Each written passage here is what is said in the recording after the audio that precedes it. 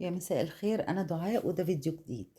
النهاردة هنعمل قرص بالعجوة في البيت ونضيفة وطعمها حلو قوي. هقول لكم طريقتها ازاي. العجوة طرية جدا. أنا جبت كيلو دقيق، هحتاج كيلو دقيق. هحط عليه دقيق مخبوزات طبعا. هنحط له معلقة صغيرة ملح، 3 معالق كبار لبن بودرة، نص معلقة صغيرة بيكنج باودر، معلقتين كبار خميرة، 4 معالق كبار سكر، معلقتين كبار نشا، وكوبايتين زيت او كوبايه زيت وكوبايه سمنه زي ما انتوا عايزين، وكوبايتين لبن نفس الكوبايه نعاير بيها هي. وانا محضره معلقتين كريمه كده احطهم عليها علشان ما تنشفش. العجوه جبت الكيلو دي نص كيلو عجوه، سيحت معلقتين زبده سخنين وعجنتها بيها وعملتها كور نغطيها لحد ما نبتدي نشتغل فيها.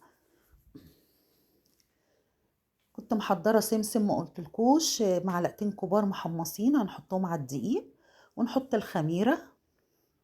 هنضيف بقى كل المواد الجافة، الملح، البيكنج باودر،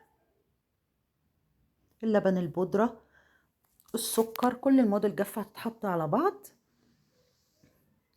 هنقلبهم كويس وبعد كده نبتدي نحط عليهم الزيت. ودول معلقتين نشا كبار بحطهم للقرص.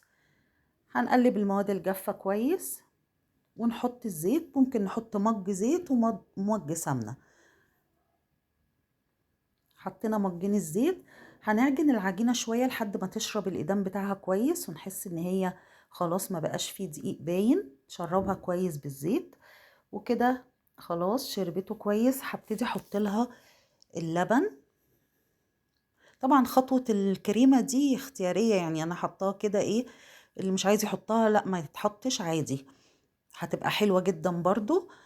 حطيت تقريبا معلقتين، عجنتها كويس وهغطيها واسيبها تقريبا نص ساعة وبعد كده ابتدي اشتغل فيها. العجوة اكون مغطياها لحد ما نبتدي نعجن. هعمل بقى كده اول واحدة اوريكم. بعمل لها كده فتحة من النص كده وادورها كويس، احط فيها العجوة واقفلها. اهم حاجة بس نقفلها كويس عشان العجوة ما تبقاش باينة فيها وهي في الفرن فتنشف العجوة مننا. لازم تتقفل كويس. نعملها زي الكورة كده، نبططها بحاجة بايدينا زي ما انتوا عايزين. هنرصها في الصينية وبرضو هنسيبها ترتاح شوية، مش اول ما نخلص ويكون الفرن سخن. انا كده خلصتها وسبتها مرتاحة شوية. سخنت الفرن وحطيتها. اول ما تحمر من تحت بنطفي ونولع الشواية، ما بتاخدش وقت. وميرسي جدا على متابعتكم، يا رب تكون فيديوهاتي بتعجبكم. لو عجبكم الفيديو نشترك في القناة ونفعل الجرس. ميرسي.